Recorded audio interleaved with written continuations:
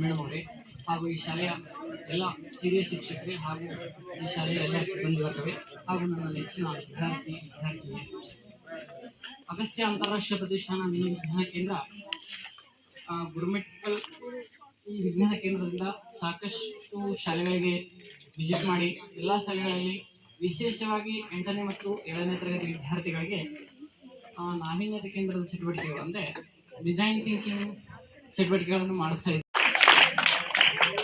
ನೋಡಿ, ಈ ತರ ಬರ್ಬೇಕು ತಮ್ಮ ಹತ್ರ ಎಲ್ಲಾನು ಕ್ರಿಯೇಟಿವಿಟಿ ಅಂತಕ್ಕಂಥದ್ದು ಬರ್ಬೇಕು.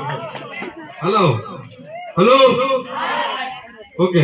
ಕೊನೆಯ ಹಂತದಲ್ಲಿ ಈ ಒಂದು ಕಾರ್ಯಕ್ರಮದ ಅಧ್ಯಕ್ಷತೆಯ ಸ್ಥಾನವನ್ನು ವಹಿಸಿಕೊಂಡಿರ್ತಕ್ಕಂಥ ನಮ್ಮ ಮೇಡಮ್ ಅವರು ನಮ್ಮ 2 ಅನಿಸಿಕೆಗಳನ್ನು ವ್ಯಕ್ತಪಡಿಸಬೇಕಾಗಿ ಕೇಳಿಕೊಳ್ಳುತ್ತೇನೆ.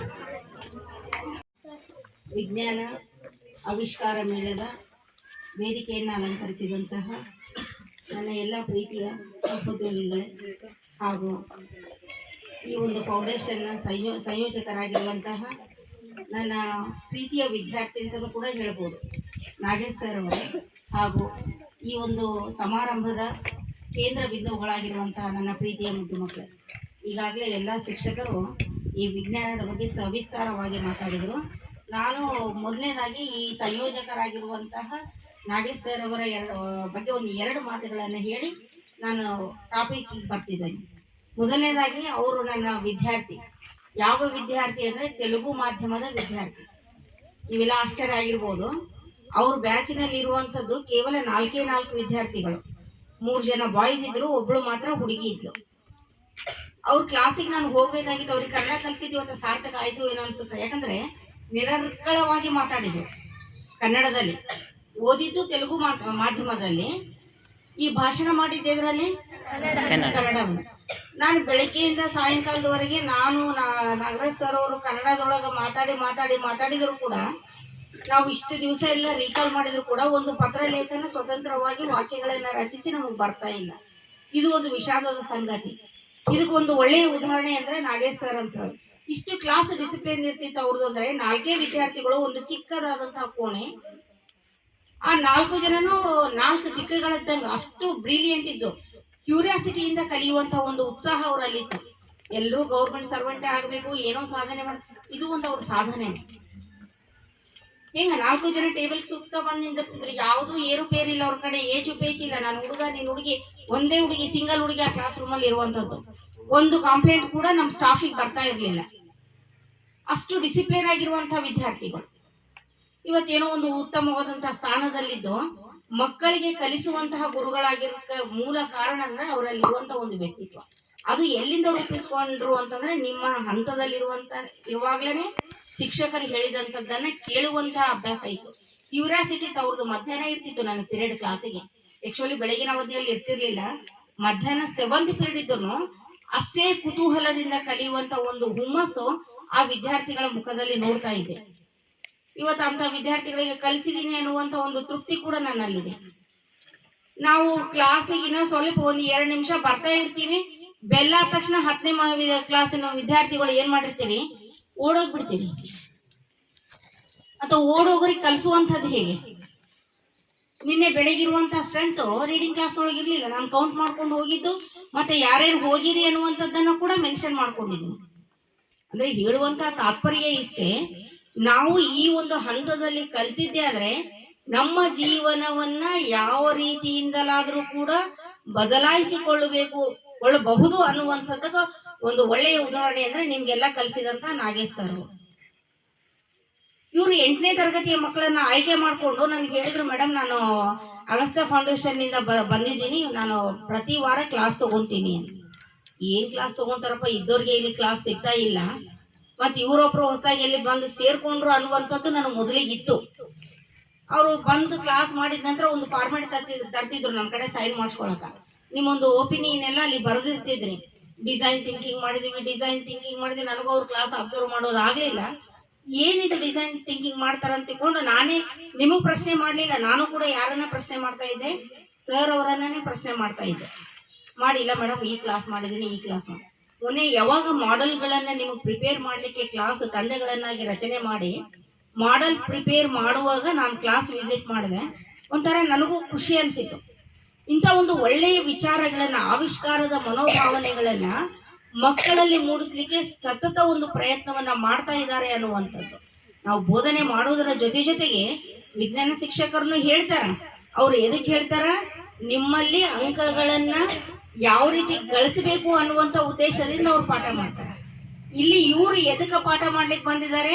ನಿಮ್ಮಲ್ಲಿ ಹೊಸತನ ಏನಾದ್ರೂ ಹುಟ್ಟು ಹಾಕುವಂತ ಒಂದು ಉದ್ದೇಶದಿಂದ ಕ್ರಿಯೇಟಿವ್ ಆಗಿ ಮೈಂಡಿಗೆ ಒಂದು ಕೆಲಸ ಕೊಡುವಂಥದ್ದು, ಏನ್ ಮಾಡಿದ್ರೆ ಏನಾಗ್ತದ ಅನ್ನುವಂಥದ್ದು. ಆ ರೀತಿಯಾಗಿ ನಿಮ್ಮಲ್ಲಿ ಅಂತ ಕ್ರಿಯಾತ್ಮಕ ಒಂದು ಮನೋಭಾವನೆಯನ್ನ ಬೆಳೆಸಿಕೊಳ್ಳುವುದರ ಮುಖಾಂತರ ಆ ರೀತಿ ಬೋಧನೆಯನ್ನ ಮಾಡಿದಂತಹ ಒಂದು ಶಿಕ್ಷಕರಿಗೆ ನಮ್ಮೆಲ್ಲ ಸಿಬ್ಬಂದಿ ವತಿಯಿಂದ ಹಾಗೂ ವೈಯಕ್ತಿಕವಾಗಿ ಕೂಡ ಈ ಸಂದರ್ಭದಲ್ಲಿ ನಾನು ಏನ್ ಮಾಡ್ತಾ ಇದ್ದೀನಿ, ಧನ್ಯವಾದಗಳನ್ನ ಸಲ್ಲಿಸ್ತಾ ಇದ್ದೀನಿ. ನೀವು ಕೂಡ ಒಂದು ಒಳ್ಳೆಯ ಉತ್ತಮ ಒಂದು ಜೀವನವನ್ನ ರೂಪಿಸಿಕೊಳ್ಳ್ರಿ. ಯಾಕಂದ್ರೆ ಇದು ಇಂಪಾರ್ಟೆಂಟ್ ಸ್ಟೇಜ್ ಅಂತ ಹೇಳ್ತೀನಿ. ಪ್ರೌಢ ಶಿಕ್ಷಣ, ನೀವು ಮತ್ತೆ ಮುಂದೆ ಕಾಲೇಜ್ಗೆ ಹೋದ್ರೆ ನಿಮ್ಮನ್ನ ಯಾರೂ ಮಾತಾಡ್ಸಂಗಿಲ್ಲ, ನಿಮ್ಮನ್ನ ಕೇಳಂಗಿಲ್ಲ. ನೀವು ಕಾಲೇಜ್ಗೆ ಬರ್ತಿರೋ ಬಿಡ್ತಿರೋ ಓದ್ತಿರೋ ಇಲ್ವೋ ನಿಮ್ಮನ್ನ ಯಾರು ಪ್ರಶ್ನೆ ಮಾಡಂಗಿಲ್ಲ. ಯಾಕಂದ್ರೆ ಗಿಡವಾಗಿ ಬಗ್ಗದ್ದು ಮರವಾಗಿ ಬಗ್ಗೀತೆ ಅಂತ. ಈಗಿನ್ನ ನೀವು ಗಿಡಗಳದಿರಿ, ಮರಗಳಲ್ಲ. ಕಾಲೇಜ್ಗೆ ಹೋದಾಗ ಏನಾಗ್ತೀರಿ? ಮರಗಳಾಗ್ತೀರಿ. ಅಲ್ಲಿ ಬೆಂಡಾಗ್ಲಿಕ್ಕೆ ಸಾಧ್ಯ ಇಲ್ಲ. ಬೆಂಡಾಗೋದು ಎಲ್ಲಿ? ಈ ಒಂದು ಹಂತದೊಳಗ. ಅದಕ್ಕೆ ನೀವು ಕೂಡ ಒಂದು ಉತ್ತಮವಾದಂತಹ ವ್ಯಕ್ತಿತ್ವವನ್ನು ರೂಪಿಸಿಕೊಳ್ಳ್ರಿ. ಶಿಕ್ಷಕರು ಹೇಳಿದಂತಹ ಮಾರ್ಗ ಆವಿಷ್ಕಾರ ಇನ್ವೆಂಟರ್ಸ್ ಇವರೆಲ್ಲ. ಯಾಕಂದ್ರೆ ಇವ್ರು ಮಾಡೋದು ಇದು ಫಸ್ಟ್ ಟೈಮ್ ಹೌದಾ? ಹೊಸದಾಗಿ ಕ್ರಿಯೇಟ್ ಇವಾಗ ಆ ಲೆವೆಲ್ಗೆ 8ನೇ ಕ್ಲಾಸ್ಗೆ ಇವರು ಹೊಸದಾಗಿ ಮಾಡಿದ್ದಾರೆ. They are all called as A inventor. ಆವಿಷ್ಕಾರ ಮಾಡಿದವ್ರು ಏನಂತ ಹೇಳಿ ಕರಿತೀವಿ ನಾವು? ಇನ್ವೆಂಟರ್ ಅಂತ ಹೇಳಿ ಕರಿತೀವಿ ಹೌದಾ? ಹೇಳಿ, ಯಾರಾದ್ರೂ ಸಮಸ್ಯೆ ಅಂದ್ರೆ ಮಾನಸಿಕ ಅಥವಾ ದೈಹಿಕ ಒತ್ತಡವನ್ನು ನೀಡುವುದೇ ಸಮಸ್ಯೆ. ಓಕೆ, ಫಾರ್ ಎಕ್ಸಾಂಪಲ್ ನಾನಿಲ್ಲಿ ಕರೆಕ್ಟ್ ಮಾತಾಡಿಲ್ಲ ಅಂದ್ರೆ ಮಾನಸಿಕವಾಗಿ ತೊಂದರೆ ಆಗ್ತದೆ. ಊಟ ಮಾಡಕ್ ಹೋಗಲ್ಲ, ನೈಟ್ ಊಟ ಮಾಡಿಲ್ಲ ಅಂದ್ರೆ ನಿದ್ದೆನೂ ಬರಲ್ಲ. ಊಟ ಮತ್ತು ನಿದ್ದೆ ಇವೆರಡು ಮಾಡಿಲ್ಲ ಅಂದ್ರೆ ಏನಾಗ್ತದ? ದೈಹಿಕವಾಗಿ ತೊಂದರೆ ಆಗ್ತದೆ. ಓಕೆನಾ? ಈ ಸಮಸ್ಯೆಯನ್ನು ಕರೆಕ್ಟ್ ಅರ್ಥ ಮಾಡ್ಕೊಂಡು, ಯಾವುದೇ ಸಮಸ್ಯೆ ಇರ್ಬೋದು, ಕ್ಲಾಸ್ ಮಾಡ್ತಾ ಇರ್ತಾರ ಟೀಚರ್ಸ್, ನಮ್ಮನ್ನು ನೋಡಿ ನಗ್ತಾರೆ. ಇದು ನಮ್ಗೆ ಇನ್ಸಲ್ಟ್ ಆಗಂತ ನೀವು ತಿಳ್ಕೊತ್ರಿ. ಬಟ್ ಇದು ಸಕ್ಸಸ್ಗೆ ಫಸ್ಟ್ ಸ್ಟೆಪ್ ನಿಂದ. ನೋಡ್ರಿ, ಎಷ್ಟು ಜನ ನಗ್ತಾರಲ್ಲ ಅವ್ರೆಲ್ಲರಿಗೂ ಆ ಉತ್ತರ ಗೊತ್ತಿರಲ್ಲ, ಆದ್ರೂ ಅವ್ರು ನಗ್ತಾರೆ. ಬಟ್ ಅದನ್ನು ತಗೊಂಡು ನೀವೇನ್ ಮಾಡ್ತೀರಿ? ನಿಮ್ಮ ಒಳಗೆ ಇರುವಂತಹ ನಾಲೆಜ್ ನೀವೇ ನಿಮ್ಮೊಳಗೆ ಇಟ್ಕೊಂಡು ಏನ್ ಮಾಡ್ತೀರಿ? ನಿಮ್ಮೊಳಗೆ ಸಾಕಷ್ಟು ಡೌಟ್ಸ್ ಇದ್ರು ನಿಮ್ಮೊಳಗೆ ನೀವೇ ಇಟ್ಕೊಂಡು. ಓಕೆನಾ? ಸಮಸ್ಯೆ ಅಂದ್ರೆ ಕ್ಲಿಯರ್ ನಿಮ್ಮೆಲ್ಲರಿಗೆ? ಯಾರಾದ್ರೂ ಹೇಳ್ಬೋದು ಆವಿಷ್ಕಾರ ಅಂದ್ರೆ ಏನು? ಎನಿವನ್? ಆಗಿನ ಕಾಲದೊಳಗೆ ಏನಿತ್ತು? ಟೆಲಿಫೋನ್ ಇತ್ತು ಹೌದಾ? ಇವಾಗ ಹೊಸದಾಗಿ ಮೊಬೈಲ್ಸ್ ಬಂದವು. ಬದಲಾವಣೆ ಮೊಬೈಲ್ ಒಳಗೆ, ಟೆಲಿಫೋನ್ ಒಳಗೆ ಅದ್ರ ಬದಲಾಗಿ ನಮ್ಮ ಆಕಾರಕ್ಕೆ ನಮಗೆ ಬೇಕಾಗುವಂತೆ ನಾವು ಮಾಡ್ಕೊಂಡಿದ್ದು ಏನದು? ಮೊಬೈಲ್. ಇದ್ರೊಳಗೆ ನಾವು ಹೊಸದನ್ನಾಗಿ ಕ್ರಿಯೇಟ್ ಮಾಡಿ ತೋರಿಸುವಂತದ್ದು ಏನದು? ಇನೋವೇಷನ್. ಸೊ ಹಾಗಾದ್ರೆ ಅನ್ವೇಷಣೆ ಕೇಳಿದ್ರಿ, ಸಾಕಷ್ಟು ಅನ್ವೇಷಣೆ ಪದವನ್ನು ಕೇಳಿದ್ರಿ ನೀವು 10th ಕ್ಲಾಸ್ದವರು. ಹೇಳ್ಬೋದಾ ಆವಿಷ್ಕಾರ? ಇಲ್ಲ, ಅನ್ವೇಷಣೆ.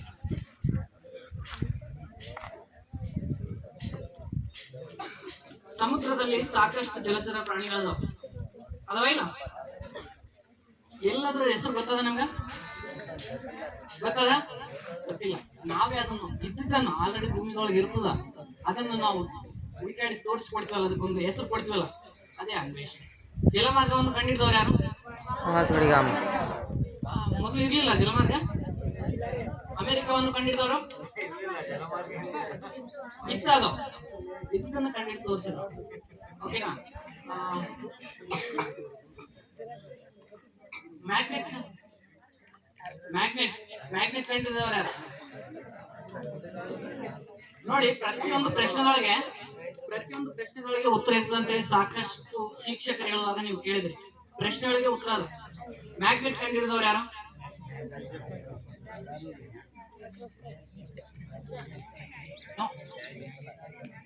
ನೋಡಿ, ಪ್ರಶ್ನೆಗಳಿಗೆ ಉತ್ತರ ಅದ. ಮ್ಯಾಗ್ನೆಟ್ ಕಂಡಿಡಿದವ್ರು ಮ್ಯಾಗ್ನೆಸ್. ಇದೊಂದು ಸ್ಟೋರಿ ಅದ. ಕುರಿ ಕಾಯೋ ವ್ಯಕ್ತಿ ಇರ್ತಾನ. ಕುರಿ ಕಾಯೋರ್ ಕೈಯಾಗ ಏನಿರ್ತದ, ಒಂದು ಕೋಲ್ ಇರ್ತದ, ಕೋಲಿಗೆ ಒಂದು ರೌಂಡ್ ಇರ್ತದ. ಸುಮ್ಮನೆ ಕುಂತಿರ್ತಾನ ಅಲ್ಲಿ. ಸಡನ್ಲಿ ಎದ್ದೇಳ್ಬೇಕಾದ್ರೆ ಯಾಕೋ ಸ್ವಲ್ಪ ಅದು ಕೋಲ್ ಬರಲ್ಲ. ಏನಾದಿಲ್ಲಪ್ಪ ಇಲ್ಲಿ ಅಂತೇಳಿ ಚೆಕ್ ಮಾಡಿ ನೋಡಿದಾಗ ಆ ಕಲ್ಲಿಗೆ ಆಕರ್ಷಣೆ ಕಾಂತೀಯ ಶಕ್ತಿ ಅದ ಇದಕ್ಕ ಅಂತೇಳಿ ಕಂಡಿಡ್ದ. ಅದಕ್ಕೆ ಏನಂತೇಳಿ ಹೆಸರಿಟ್ರು, ಮ್ಯಾಗ್ನೆಟ್ ಅಂತೇಳಿ ಹೆಸರಿಟ್ರು. ಕ್ಲಿಯರಾ?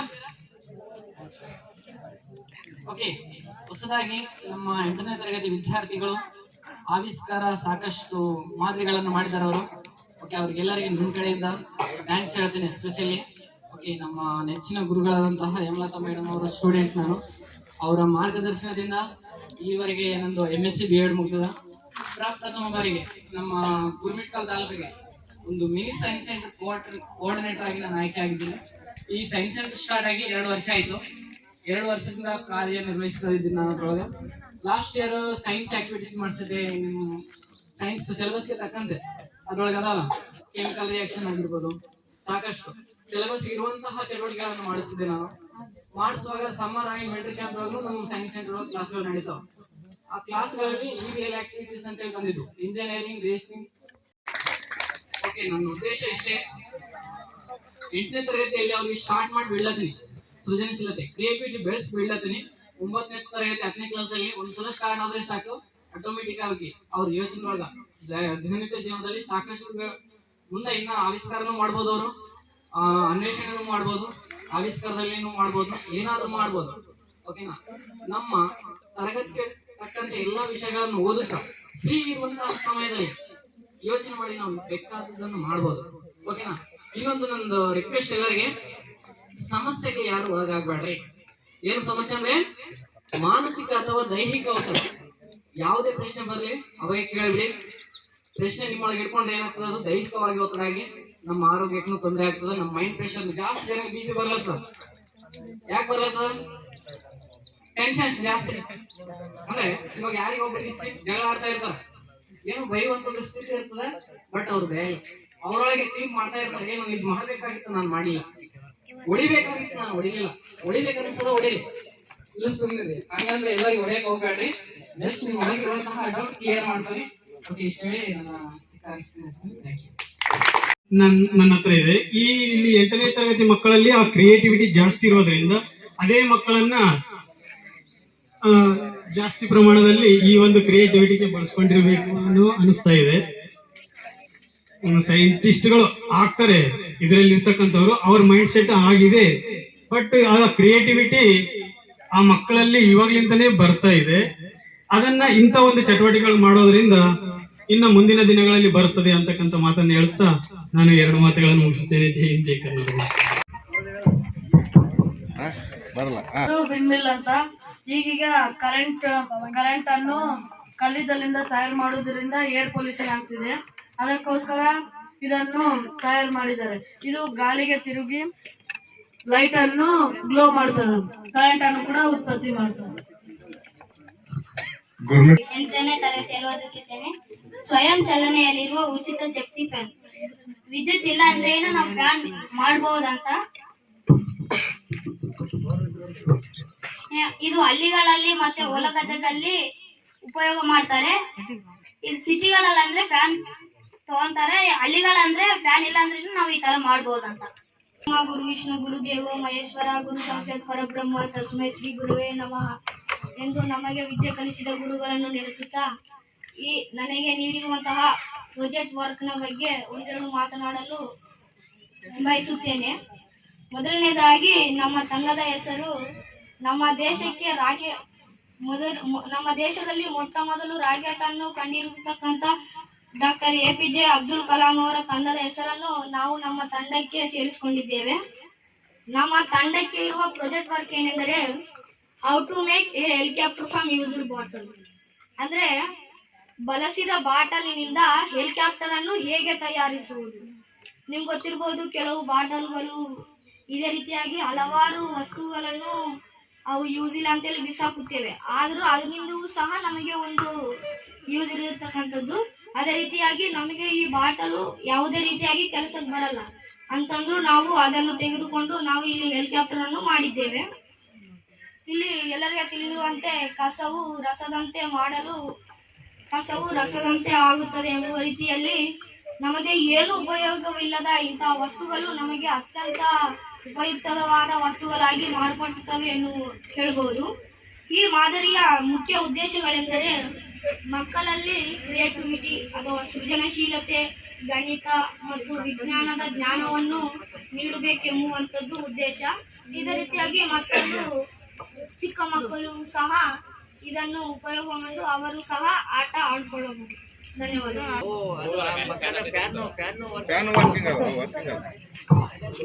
ದಿಸ್ ಇಸ್ ವರ್ಕಿಂಗ್ ಮಾಡೋದು, ವರ್ಕ್ ಆಗ್ತಾ ಇದೆ. ಮ್ಯಾಲ ಹೋಗಕ್ ಹಿಡ್ದ ನಾವು ಕೆಳಕ್ ಹಗ್ಗ ಕಟ್ಟನ ಎಲ್ಲ ಓದಿತ್ ಮ್ಯಾಲ, ಮುಂದಿನ ಸಲ ಮ್ಯಾಲ ಕಳಿಸ್ತಾನ. ಸದ್ಯಕ್ಕೆ ಇಲ್ಲಿ ಫ್ಯಾನ್ ತಿರ್ಲಾಗತ್ತದ. ನೆಕ್ಸ್ಟ್ ನಾನು 8ನೇ ತರಗತಿಯಲ್ಲಿ ಓದುತ್ತಿದ್ದೇನೆ. ನಾನು ಮಾಡಿರುವ ಪ್ರಾಜೆಕ್ಟ್ ಎಲೆಕ್ಟ್ರಿಕಲ್ ಬಿಲ್ ಅಂತ. ಇದು ಶಾಲೆಗಳಲ್ಲಿ ಎಲ್ಲಾದರೂ ಗಂಟೆಗಳು ಇಲ್ಲಂದ್ರೆ ಹೊಲಗದ್ದೆಗಳಲ್ಲಿ ಮತ್ತು ಪೊಲೀಸ್ ಸ್ಟೇಷನ್ ಆಗಿರಬಹುದು, ಕಾಲೇಜಿನಲ್ಲಿ ಆಗಿರಬಹುದು, ಮನೆಯಲ್ಲಿ ಆಗಿರಬಹುದು, ಕ್ಲಾಸ್ ರೂಮ್ನಲ್ಲಿ ಆಗಿರ್ಬೋದು ಇದನ್ನು ಉಪಯೋಗಿಸಬಹುದು.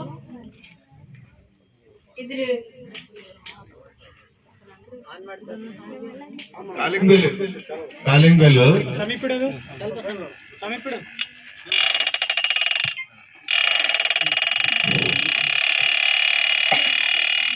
ಈ ಕೆಲಸನೆಲ್ಲ ಹೊರಗಿರ್ತಾರಲ್ಲ, ಗಂಟೆ ಹೊಡೆದ್ರೆ ಒಳಗೆ ಬರ್ತಾರಂತ.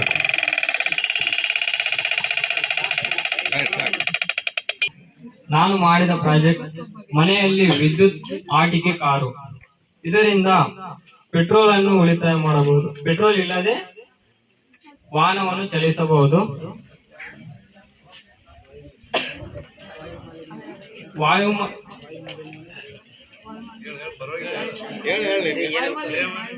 ವಾಯು ಮಾಲಿನ್ಯವನ್ನು ತಡೆಯಬಹುದು. ನಾನು ಇನ್ನೊಂದು ಪ್ರಾಜೆಕ್ಟ್ ಮಾಡಿದ್ದೀನಿ, ಅದರ ಹೆಸರು ಮೈಕ್ರೋಸ್ಕೋಪ್. ಹುಡುಗರ ಕಾರ್ ಇದು ಮಾಡ್ಬೋದು, ನೀವು ಮನೆಯಲ್ಲಿ ಕುಂತು ಮಾಡ್ಬೋದು.